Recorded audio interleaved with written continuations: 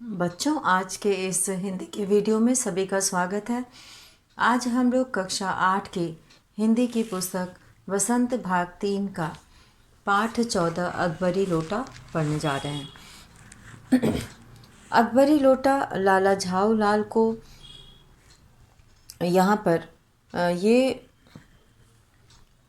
पाठ जो है लिखा गया है। इसके लेखक हैं अन्नपूर्णानंद वर्मा जी। और इन्होंने किस प्रकार एक साधारण लोटे को एक कीमती लोटा बना दिया और इससे इनकी समस्या का समाधान होता है, इसके बारे में हम लोग जानेंगे। तो शुरू करते हैं पाठ अकबरी लोटा। लाला झाऊ लाल को खाने पीने की कमी नहीं थी। काशी के ठठेरी बाजार में मकान था। नीचे की दुकानों से 100 रुपये मासिक के करीब किराया उतर आता था। अच्छा खाते थे, अच्छा पहनते थे, पर 250 रुपये तो एक साथ आँख सेकने के लिए भी न मिलते थे। इसलिए जब उनकी पत्नी ने एक दिन एकाएक 250 रुपये की मांग पेश की, तब उनका जी एक बार जोर से सनसनाया और फिर बैठ गया। उनकी यह दशा देखकर पत्नी ने कहा, डरिए मत, आप देने में असमर्थ हो तो मैं अपने भाई से मांग लूँ। लाला झाऊलाल तिलमिला उठे यानी कि परेशान हो गए। उन्होंने रौब के साथ कहा, अजी हटो, 250 रुपये के लिए भाई से भीख मांगोगी? मुझसे ले लेना। तो वो बोलती है कि लेकिन मुझे इसी ज़िंदगी में चाहिए, यानी कि कहीं ऐसा नहीं कि 250 रुपये के लिए हमें अगले जन्म लेने का इंतज़ार करना पड़े, लेकिन मुझे इसी ज़िंदगी में चाहिए। अजी इसी सप्ताह में ले लेना। झाऊलाल बोलते हैं कि अजी इसी सप्ताह में ले लेना। सप्ताह से आपका तात्पर्य 7 दिन से है या 7 वर्ष से? लाला झाऊलाल ने रौब के साथ खड़े होते हुए कहा, आज से 7वें दिन मुझसे 250 रुपये ले लेना। लेकिन जब 4 दिन ज्यों के त्यों यूं ही बीत गए और रुपयों का कोई प्रबंध न हो सका, तब उन्हें चिंता होने लगी। प्रश्न अपनी प्रतिष्ठा का था, अपने ही घर में अपनी साख का था। देने का पक्का वादा करके अगर अब न दे सके तो अपने मन में वह क्या सोचेगी। अब लाला झाऊलाल जो है, उनका 4 दिन तो ऐसे ही बीत गया, बिना कुछ इंतजाम हुए, और रुपयों का कोई प्रबंध नहीं हो सका। और अगर किसी को हम कहते हैं कि हम देंगे और करेंगे और नहीं कर पाते हैं, तो फिर दूसरा हमारे बारे में क्या सोचेगा, तो उसकी नज़रों में उसका क्या मूल्य रह जाएगा। अपनी वाहवाही की सैकड़ों गाथाएं सुना चुके थे। अब जो एक काम पड़ा तो चारों खाने चित हो रहे। यह पहली बार उसने मुंह खोलकर कुछ रुपयों का सवाल किया था। इस समय अगर दुम दबाकर निकल भागते हैं तो फिर उसे क्या मुंह दिखलाएंगे। तो इस तरह से लाला झाऊलाल जो है परेशान थे, क्योंकि उनकी पत्नी जो है वो क्या सोचे कि अगर ये नहीं दे पाएंगे 250 रुपये एक साथ। खैर, एक दिन और बीता। 5वें दिन घबराकर उन्होंने पंडित बेलवासी मिश्र को अपनी विपदा सुनाई। संयोग कुछ ऐसा बिगड़ा था कि बेलवासी जी भी उस समय बिल्कुल खुख थे। खुख थे मतलब खाली थे। उन्होंने कहा, मेरे पास है तो नहीं, पर मैं कहीं से मांग जांच कर लाने की कोशिश करूँगा, और अगर मिल गया तो कल शाम को तुमसे मकान पर मिलूँगा। वही शाम आज थी। हफ्ते का अंतिम दिन। कल 250 रुपये या तो गिन देना है या सारी हेकड़ी में से हाथ धो लेना है। यानी कि या तो 250 रुपये गिन कर दे देना है या पूरी हेकड़ी से हाथ धो बैठना है। यह सच है कि कल रुपया न आने पर उनकी स्त्री उन्हें डामल फांसी न कर दे। डामल फांसी यानी कि आजीवन कारावास। डामल फांसी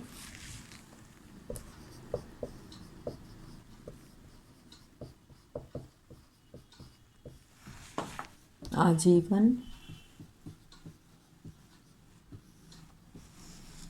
कारावास। डामर फांसी न कर दे, केवल जरा सा हंस देगी, पर वह कैसी हंसी होगी। कल्पना मात्र से झाऊलाल में मरोड़ पैदा हो जाती थी। आज शाम को पंडित बिलवासी मिश्र को आना था। यदि न आए तो, या कहीं रुपये का प्रबंध वे न कर सके तो, ये तरह तरह के प्रश्न जो है वो झाऊलाल के मन में आ रहे थे। इस उधेड़-बुन में पड़े लाला झाऊलाल छत पर टहल रहे थे। कुछ प्यास मालूम हुई। उन्होंने नौकर को आवाज़ दी। नौकर नहीं था, खुद उनकी पत्नी पानी लेकर आई। वह पानी तो ज़रूर लाई, पर गिलास लाना भूल गई थी। केवल लोटे में पानी लिए वह प्रकट हुई। फिर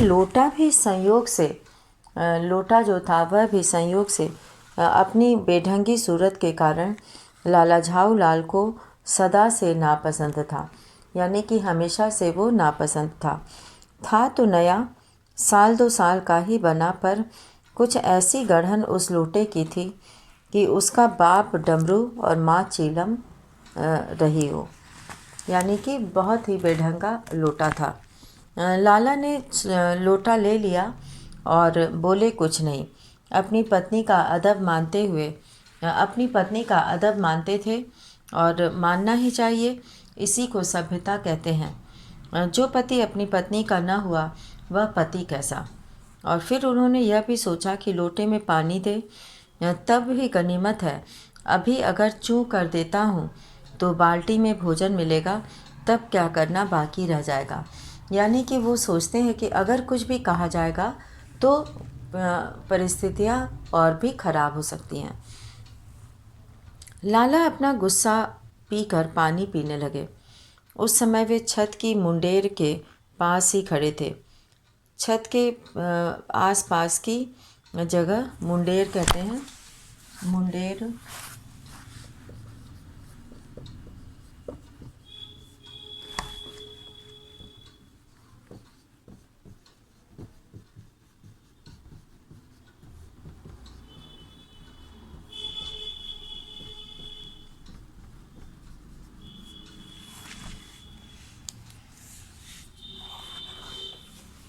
छत के आसपास की जगह को मुंडेर कहा जाता है। वे मुंडेर के पास ही खड़े थे। जिन बुजुर्गों ने पानी पीने के संबंध में यह नियम बनाए थे कि खड़े खड़े पानी न पियो, सोते समय पानी न पियो, दौड़ने के बाद पानी न पियो, उन्हें पता नहीं कभी यह भी नियम बनाया या नहीं कि छत की मुंडेर के पास खड़े होकर पानी न पियो। जान पड़ता है कि इस महत्वपूर्ण विषय पर उन लोगों ने कुछ नहीं कहा है। लाला झाऊलाल मुश्किल से 2-1 घूंट पी पाए होंगे कि न जाने कैसे उनका हाथ हिलोटा और लोटा छूट गया। लोटे ने दाएं देखा न बाएं, वह नीचे गली की ओर चल पड़ा। अपने वेग में उल्का को लजाता हुआ वह आंखों से ओझल हो गया। किसी ज़माने में न्यूटन नाम के किसी खुराफाती ने पृथ्वी की आकर्षण शक्ति नाम की एक चीज़ ईजाद की थी। कहना न होगा कि यह सारी शक्ति इस समय लोटे के पक्ष में थी, यानी कि लोटा जो है वो ऊपर से सीधे नीचे गया गुरुत्वाकर्षण के कारण। लाला को काटो तो बदन में खून नहीं। ऐसी चलती हुई गली में ऊंचे तिमंजिले से भरे हुए लोटे का गिरना हंसी खेल नहीं, और यह लोटा न जाने किस अनाधिकारी के झोपड़े पर काशीवास का संदेश लेकर पहुँचेगा। कुछ हुआ भी ऐसा ही। गली में ज़ोर का हल्ला उठा और लाला झाऊलाल जब तक दौड़कर नीचे उतरे तब तक एक भारी भीड़ उनके आंगन में घुस गई। लाला झाऊलाल ने देखा कि इस भीड़ में प्रधान पात्र एक अंग्रेज है जो नख शिक से भीगा हुआ है और जो अपने एक पैर को हाथ से सहलाता हुआ दूसरे पैर पर नाच रहा है। उसी के पास अपराधी लोटे को भी देखकर लाला झाऊलाल जी ने फौरन 2 और 2 जोड़कर स्थिति को समझ लिया।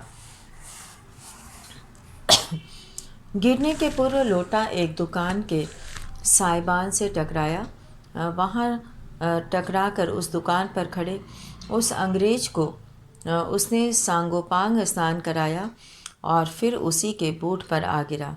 सांगोपांग मतलब कि पूरी तरह से, ऊपर से नीचे पूरी तरह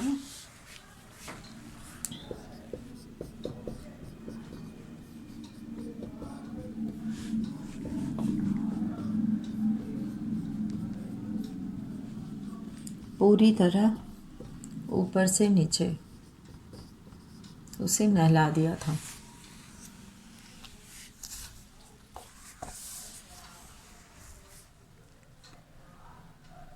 और अब जो है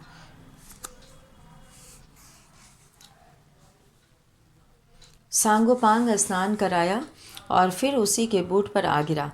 उस अंग्रेज को जब मालूम हुआ कि लाला झाऊ लाल ही उस लोटे के मालिक हैं, तब उसने केवल एक काम किया, अपने मुंह को खोलकर खुला छोड़ दिया।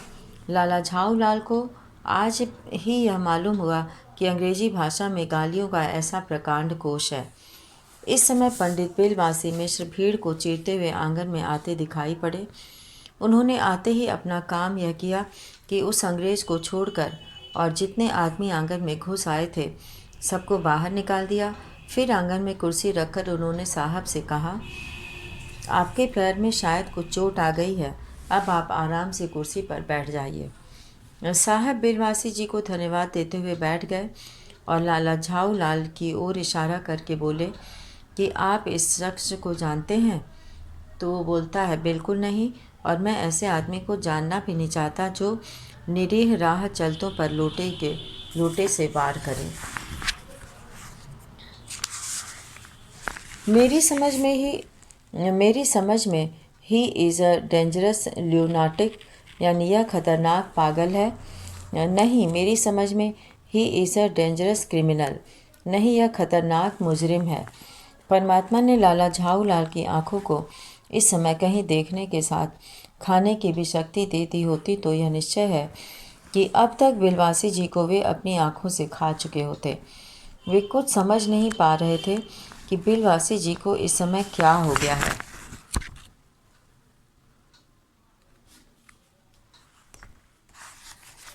वे समझ नहीं पा रहे थे कि बिलवासी जी को इस समय क्या हो गया। साहब ने बिलवासी जी से पूछा, तो क्या करना चाहिए? पुलिस में इस मामले की रिपोर्ट कर दीजिए, जिससे यह आदमी फ़ौरन हिरासत में ले लिया जाए। पुलिस स्टेशन है कहाँ? यहाँ पर अब यहाँ पे बातचीत होती है कि पुलिस स्टेशन है कहाँ। पास ही है, चलिए मैं बताऊँ। चलिए, अभी चला, इसकी इजाज़त हो तो पहले मैं इस लोटे को इस आदमी से ख़रीद लूँ। क्यों जी, बेचोगे? मैं 50 रुपये तक इसके दाम दे सकता हूँ। लाला झाऊ लाल तो चुप रहे, पर साहब ने पूछा कि इस रत्ती लोटे के आप 50 रुपये क्यों दे रहे हैं? आप इस लोटे को रद्दी बताते हैं? आश्चर्य! मैं तो आपको एक विज्ञ और सुशिक्षित आदमी समझता था। आखिर बात क्या है, कुछ बताइए भी। जनाब, यह एक ऐतिहासिक लोटा जान पड़ता है। जान क्या पड़ता है, मुझे पूरा विश्वास है। यह वह प्रसिद्ध अकबरी लोटा है जिसकी तलाश में संसार भर के म्यूज़ियम परेशान हैं। यह बात? जी जनाब, 16वीं शताब्दी की बात है। बादशाह हुमायूं शेरशाह से हार कर भागा था और सिंध के रेगिस्तान में मारा मारा फिर रहा था। एक अवसर पर प्यास से उसकी जान निकल रही थी। उस समय एक ब्राह्मण ने इसी लोटे से पानी पिलाकर उसकी जान बचाई थी। हुमायूं के बाद अकबर ने उस ब्राह्मण का पता लगाकर उससे इस लोटे को ले लिया और इसके बदले में उसे इसी प्रकार के 10 सोने के लोटे प्रदान किए। यह लोटा सम्राट अकबर को बहुत प्यारा था, इसी से इसका नाम अकबरी लोटा पड़ा। वह बराबर इसी से वजू करता था। सन 57 तक इसके शाही घराने में रहने का पता है, और पर इसके बाद लापता हो गया। कलकत्ता के म्यूज़ियम में इसका प्लास्टर का मॉडल रखा हुआ है और पता नहीं यह लोटा इस आदमी के पास कैसे आया। म्यूज़ियम वालों को पता चले तो फैंसी दाम देकर ख़रीद ले जाए। तो इस तरह से उसने लोटे की कीमत को बढ़ा चढ़ाकर बताया, और इस विवरण को सुनते सुनते साहब की आंखों पर लोभ और आश्चर्य का ऐसा प्रभाव पड़ा कि वे कौड़ी के आकार से बढ़कर पकौड़ी के आकार की हो गईं। उसने बिलवासी जी से पूछा, तो आप इस लोटे का क्या करिएगा? मुझे पुरानी और ऐतिहासिक चीज़ों के संग्रह का शौक है। मुझे भी पुरानी और ऐतिहासिक चीज़ों के संग्रह करने का शौक है। जिस समय यह लोटा मेरे ऊपर गिरा था, उस समय मैं यहीं पर उस समय मैं यही कर रहा था। उस दुकान से पीतल की कुछ पुरानी मूर्तियाँ खरीद रहा था। जो कुछ हो, लोटा मैं ही खरीदूँगा। वाह, आप कैसे खरीदेंगे? मैं ही खरीदूँगा। यह मेरा हक है। हक का मतलब होता है अधिकार।